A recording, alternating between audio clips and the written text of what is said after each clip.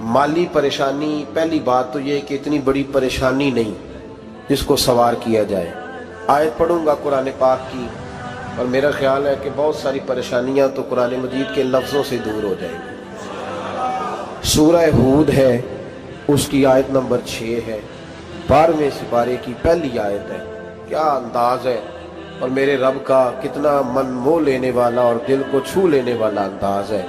रब करीम ने फरमाया वमा मिन दाब्बतिन फिल अर्द, फरमाया नहीं ज़मीन पर कोई भी ऐसा चलने वाला, ज़मीन पर कोई ऐसा नहीं जो चलता हो, इल्ला अलल्लाहि रिज़्कुहा, जिसका रिस्क अल्लाह ने अपने ज़िम्मे न लिया हो।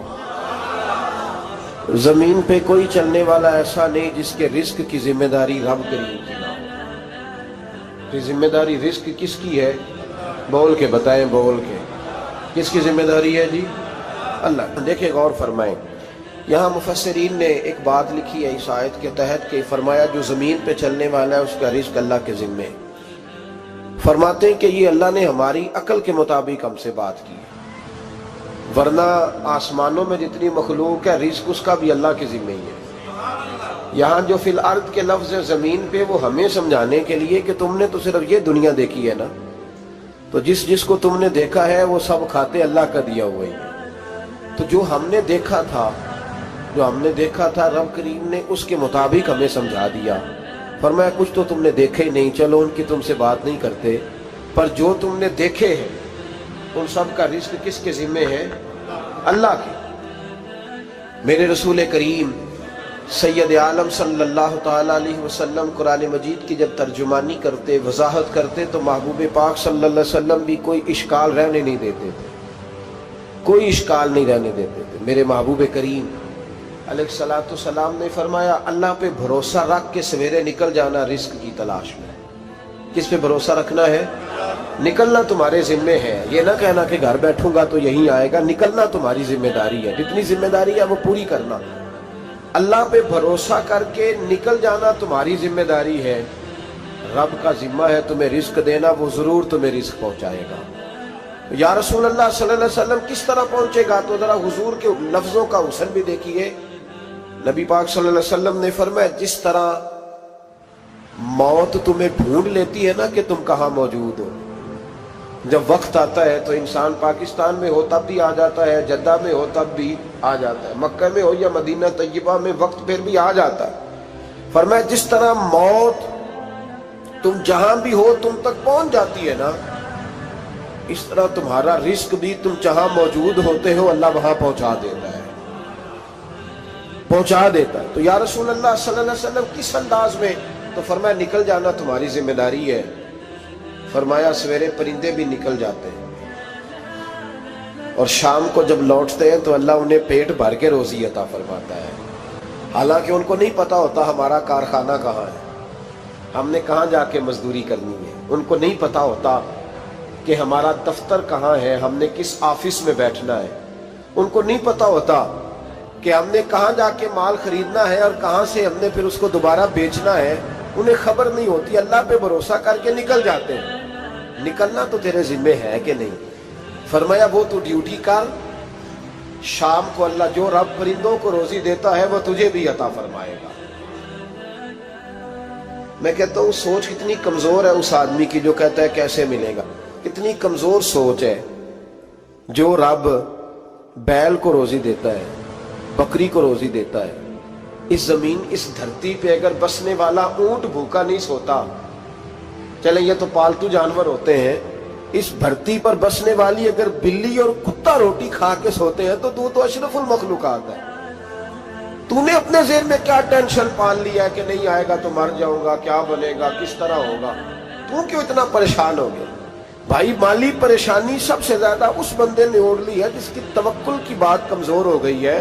तू सीधी तवज्जो अपने रब करीम की जानिब रख, सीधी तवज्जो अल्लाह की जानिब कर। रब फरमाता है जिम्मा तेरा नहीं, जिम्मा मेरा। लेकिन ना तनख्वाह एक आती है घर में, जब एक बच्चा होता है तो तब भी काम चलता है, जब अल्लाह 2 बच्चे दे दे फिर भी उस तनख्वाह से काम चलता है, जब 3 हो जाए फिर भी चलता है, जब 4 हो जाए नहीं। आप ना भी बोले तो बात तो सही है, बहरहाल काम फिर भी چلے اسی تنخواہ میں سے جب بندہ بڑے بیٹے کی شادی کر کے بہو بیاہ کے لے آئے تو پھر بھی کام چلتا ہے، اور جب اس بیٹے کو اللہ بچے عطا کر دے تو اسی گھر میں، اسی آنگن میں، اسی چھت کے نیچے کام چلتا ہے، تو پھر تو مان جانا کہ چلانے والا تو نہیں، چلانے والا کوئی اور ہے۔ پھر تو مان جا کے چلانے والا کوئی تو اس وقت جب تنخواہ تیری لگی تھی تو کہتا تھا ابا ابھی میری شادی نہ کر، میں بیوی کو کیسے کھلاؤں گا؟ تو وہی شخص ہے جس کی چھت کے نیچے پھر 1.5 درجن پوتے بھی پل رہے اور گزارا ان کا بھی ہو رہا ہے۔ تو رزق کا ذمہ کس کا ہے؟ اللہ کا، اللہ کا ذمہ۔ اب ہمیں پتہ ہے پہلی بات تو پریشانی اس لیے اتار دینی چاہیے کہ ذمہ ہمارا ہے ہی نہیں۔ اب دوسری بات یہ کہ ذمہ داری کس کی ہے؟ اللہ حکیم بھی ہے اور علیم بھی ہے، حکیم بھی ہے اور جانتا بھی ہے، اور اسے پتہ بھی ہے کہ دینا کس طرح ہے۔ اب ہم پتہ کیا کہتے ہیں؟ کہتے ہیں وہ جو بندہ پجاروں میں بیٹھا ہے وہاں اسے نہیں بیٹھنا چاہیے تھا، اور میرا حق تھا۔ تجھے زیادہ پتہ ہے کہ اللہ کو؟ بول کے بتانا کس کو پتہ زیادہ ہے؟ کیوں جی؟ تو آپ اصل ٹینشن پتہ کب لگتی ہے؟ جب بندے کہتے ہیں نہیں وہ پجاروں میری تھی، میرا حق تھا۔ وہ جب گزرتی ہے نا پاس سے مہران کے تو مہران والا ٹینشن بڑی لیتا ہے، حالانکہ اللہ کو زیادہ پتہ ہے کہ وہ حق۔ ایک بات اپنے ذہن میں یاد رکھ لیں، رٹ لیں کہ جو میرے لیے بہتر تھا میرے رب نے مجھے دے دیا، تو بات ختم ہو گئی۔ بس وصل اچھا ہے نہ فراق اچھا ہے، یار جس حال میں رکھے وہی حال اچھا ہے۔ بس جو میرے حق میں بہتر تھا میرے رب نے مجھے، مسئلہ یہ ہے کہ تو اس پہ راضی ہونے کو تیار نہیں۔ حضرت علی کرم اللہ تعالیٰ وجہ الکریم نے میرے نبی پاک کی ایک حدیث بیان کی ہے، اور جناب علی جب یہ حدیث بیان کیا کرتے تھے تو حضرت مجاہد فرماتے ہیں یوں لگتا تھا کہ جیسے حضرت علی ہمیں ہر پریشانی سے نکال رہے ہیں۔ مولا علی شیر خدا رضی اللہ تعالیٰ عنہ فرماتے ہیں کہ مجھے میرے نبی پاک صلی اللہ علیہ وسلم نے ایک طریقہ دیا تھا ٹینشن فری ہونے کا۔ آپ فرماتے ہیں مجھے تو بڑا راس آیا ہے، تم بھی اگر کر لو گے تو تمہیں بھی فائدہ دے گا۔ کہا وہ کیا؟ حضرت علی کہنے لگے محبوب علیہ السلام نے فرمایا تھا لوگوں تم اللہ کے دیے ہوئے تھوڑے رزق پہ راضی ہو جاؤ، وہ تمہاری تھوڑی عبادت سے تم سے راضی ہو جایا کرو۔ بس تم 2 نفل بھی پڑھو گے تو اللہ راضی ہو جائے گا، تم 1 رکوع بھی سویرے اٹھ کے پڑھو گے تو وہ راضی ہو جائے گا، وہ تمہارے 313 درود شریف سے راضی ہو جائے گا، تم اس کے دیے ہوئے تھوڑے رزق سے راضی ہو جاؤ۔ ٹینشن اس لیے ہوتی ہے کہ ہم راضی نہیں جو اس نے ہمیں دیا ہے۔ وہ حال میں مزید کی جو دوڑ ہے نا، حال میں مزید کی، بے قدرہ کچھ قدر نہ جاتی، کیتی خوب تسلی ہو، دنیا دار پجاری زردے، کتیاں دے گل ٹلی ہو، بک بک روشن اکھیاں تکیو ویک حویلی کلی ہو، تے کوچ نصیر اساں جد کیتی پہ جانی تھر تھلی ہو۔ تو یاد رکھیں یہ جو ہے نا مصیبت کے مال آ کیوں نہیں رہا، وہ سامنے والا پلاٹ میرے گھر کے سامنے ہے گھر کے سامنے، پر رجسٹری میرے نام کیوں نہیں؟ یہ مصیبت سانس نہیں لینے دیتی۔ موٹر سائیکل کھڑی کرتا ہے نا جب آ کے دکان سے روٹی کھانے آتا ہے، دفتر سے گھر آتا ہے، کاروبار سے آتا ہے، تو جہاں موٹر سائیکل کھڑی کرتا ہے وہ ٹینشن بڑی ہے کہ کبھی میری ہو جائے نا یہ والی جگہ تو میں یہاں بھی بورڈ لگاؤں اپنے نام۔ اس نے مالی پریشانی پیدا کی۔ تو جس حال میں ہے، کیونکہ تو نے اپنا یہ حال خود نہیں بنایا، جس نے بنایا ہے وہ بڑا بہتر جانتا تھا کہ تو اسی حال میں اسے اچھا لگتا ہے۔ تو اسے اسی حال میں، ایک بزرگ تھے تو ان کی طبیعت بڑی علیل ہو گئی، بیمار ہو گئے، تو اللہ نے آزمائش دی تو کیڑے پڑ گئے وجود میں۔ ایک کیڑا یہاں سے کھا رہا تھا، اللہ والے بڑے راضی رہتے ہیں اس کی رضا پہ، تو کیڑا یہاں کھا رہا تھا تو نیچے گر گیا، تو بابا جی نے اٹھا کے پھر وہاں رکھ لیا، کہنے لگے جب اس نے تیری ڈیوٹی مجھے کھانے کی لگائی ہے تو میں اس بات پہ راضی ہوں، تو نیچے کیوں گرتا ہے؟ بس ٹھیک ہے کھا، جب اس نے تجھے ڈیوٹی جو تیری لگائی۔ سالبہ بن عبد الرحمن ایک صحابی تھے، سالبہ غالباً، نبی پاک صلی اللہ علیہ وسلم کی خدمت میں آئے، کہنے لگے یا رسول اللہ صلی اللہ علیہ وسلم غربت بڑی ہے، میرے لیے دعا کریں اللہ زیادہ مال دے۔ تو محبوب صلی اللہ علیہ وسلم نے فرمایا تو جس حال میں اچھا ہے وہ تیرے لیے بہتر ہے، اس میں تو ہے وہی حال تیرے لیے۔ مشکل ہے نا یہ جواب سننا۔ کہتے پیر صاحب فلان جگہ سے تویز آیا، وہاں تو وارے نے آرے ہو گئے، تو آپ کے ہاں، تو میں کہتا ہوں یہ تویز دینے والا اگر تویز دے کے امیر بناتا ہے تو پہلے خود کیوں نہیں بنتا؟ یہ خود تو 150 کا تویز بیچ رہا ہے، اپنی بیچارے کی حالت یہ ہے۔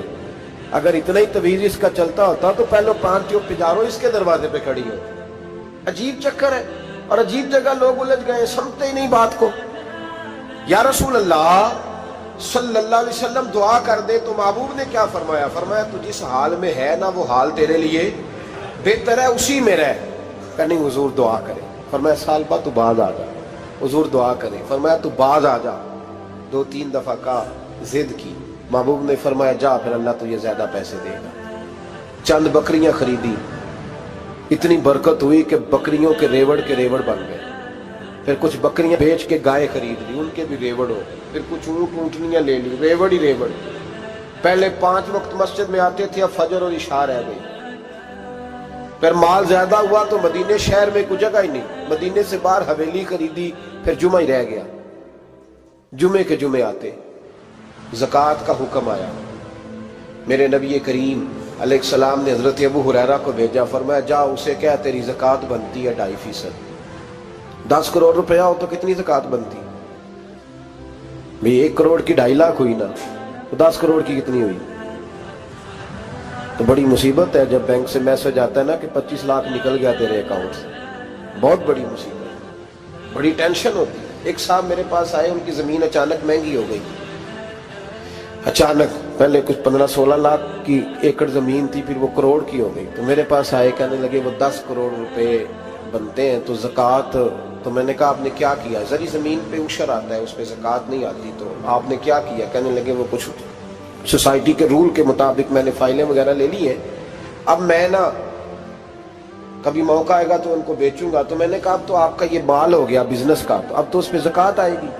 10 کروڑ پہ جب 25 لاکھ سنا تو کہنے لگے فوراً دینی پڑتی ہے کہ تھوڑی تھوڑی سے بھی کام چل جاتا ہے؟ تو میں ان کا چہرہ دیکھنے لگا، میں نے کہا نہیں وہ تو آپ کو پتہ ہے، ویسے حضرت عمر فرمایا کرتے تھے بانٹ کے نہ دو، کوشش کرو کسی ایک کو ہی دو، چلو کسی کا تو کچھ بن جائے، تو ایک کو ہی دینی چاہیے۔ کہنے لگے تو مطلب یہ ایسا ہی حکم ہے؟ میں نے کہا آپ کسی اور سے تحقیق کر لیں۔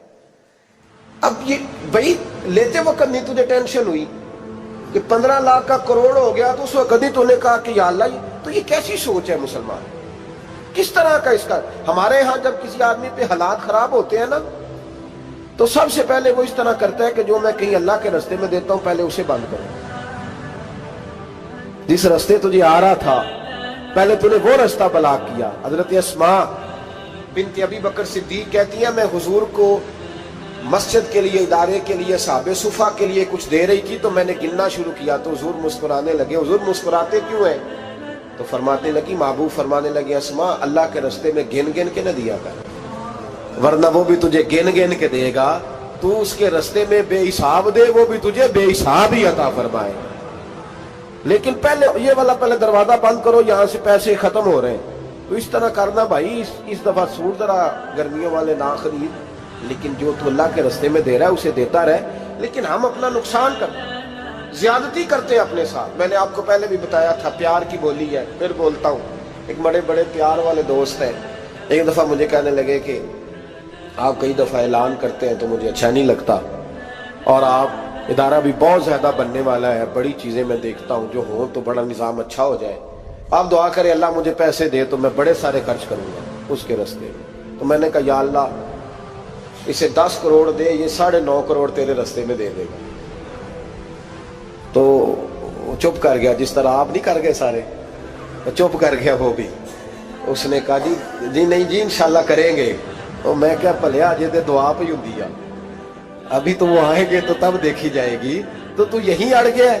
یعنی 9.5 کروڑ اللہ کے رستے میں خرچ کرنے کی دعا پہ بھی آمین کوئی نہیں کہتا کہ چلو آمین ہی کہہ دیں۔ تو میں کہا تینوں تے 50 لاکھ بچتا سی پیا، لیکن تو اس سودے پہ تیار ہے۔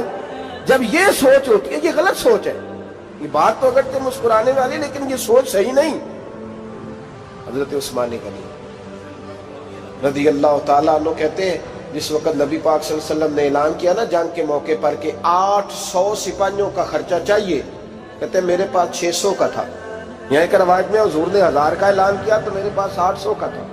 جب 2-3 دفعہ نبی پاک نے اعلان کیا تو کہتے ہیں میں نے کھڑے ہو کے کہا یا رسول اللہ پورا 800 میری طرف سے۔ کہتے میں نے 200 سپاہی کا خرچہ ادھار اٹھایا لیکن پورے 2 مہینے نہیں گزرے تھے، رب کریم نے مجھے کئی گنا کر کے پیسے واپس عطا فرما دیے۔ پر بات تو یہ ہے کہ تیری وہاں لو لگی ہو، تو تجارت کرتا ہے ان لوگوں کے ساتھ جو کیا دے سکتے۔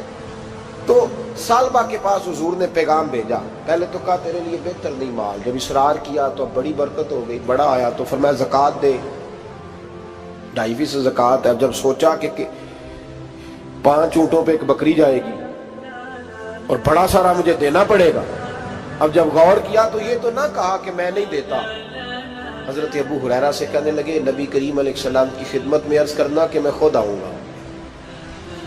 حضرت ابو ہریرہ نے آ کے عرض کی یا رسول اللہ صلی اللہ تعالی علیہ وسلم، حضور وہ کہتے تھے میں خود آؤں گا، تو کہتے ہیں محبوب نے ٹھنڈی سانس لی، فرمایا اسے کہا تھا کہ تیرے لیے مال بہتر نہیں، اب ہلاک ہو گیا، ہائے افسوس ہلاک ہو گیا۔ ان کو بھی تھوڑی دیر کے بعد احساس ہوا کہ یہ میں نے کیا کیا، نبی پاک کو ہی کہہ دیا نہیں ہے، حضور کو کہہ دیا بعد میں آؤں گا۔ اب دوڑے آئے، عرض کی حضور میں سارا کچھ لے کے آئے ہوں، قبول کر لیں۔ محبوب نے فرمایا گویا بلال حبشی کی خشک کھجور بھی قبول ہے، اور صہیب رومی ایک اٹی بان کی لائے تو وہ بھی قبول ہے، اور عمار بن یاسر اور مصعب بن عمیر اگر 2 دینار دے جائیں اور کوئی پرانا جوڑا کسی سپاہی کے لیے چھوڑ جائے تو وہ بھی قبول ہے، لیکن تو اپنا لاکھوں لے کے چلا جا، تیرا کوئی نہیں قبول، معاف کر دیں۔ فرمایا جا معاف کیا، پر پیسے لے کے نہ آنا۔ اگلے سال پھر آئے، بندے ہوئے ہاتھ ہیں، محبوبہ میں دولت کا کیا کروں گا، آگ لگانی ہے، قبول کر لیں۔ فرمایا تو لے جا، تیرا نہیں قبول، گرا جو ان کی نگاہ سے وہ سنبھل نہیں سکتا۔ حضور نے وصال ظاہری کیا تو جناب صدیق اکبر کے پاس آئے، لاکھوں کا مال، ابو بکر قبول کر لو، تو جناب صدیق اکبر کہنے لگے اس کا کر لو جس کا نبی نے نہیں کیا، چل جا کوئی نہیں چاہیے۔ حضرت عمر کے زمانے میں قحط پڑ گیا، بارشیں نہیں ہوتی، غلہ نہیں ملتا، حالات خراب ہے، مالی طور پہ بحران آ گیا، غربتیں، مجبوریاں، تکلیفیں، آ کے روئے، عمر میرا قبول کر لو، مجھے معافی تو مل گئی تھی نا۔ فرمایا معافی اپنی جگہ پہ، پر جس کا مصطفیٰ نے قبول نہیں کیا۔ بہت سارے لوگوں کو پتہ ہی نہیں کہ ان کا قبول ہی نہیں ہوا، اور وہ الجھے ہوئے ہیں، انہیں خبر ہی نہیں کہ اصل بات کیا ہے۔ فرمایا جس کا مصطفیٰ کریم نے قبول نہیں کیا، اب ہیرے اور جواہرات بھی لے کے آئے تو بھوکے مریں گے، پر اس کا قبول، اس بات پہ راضی رہو اس حال میں اللہ نے رکھا ہوا، اس حال میں راضی رہو۔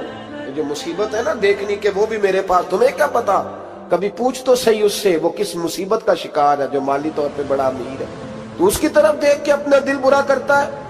بس جس حال میں رب نے رکھا ہے اس حال میں رہ۔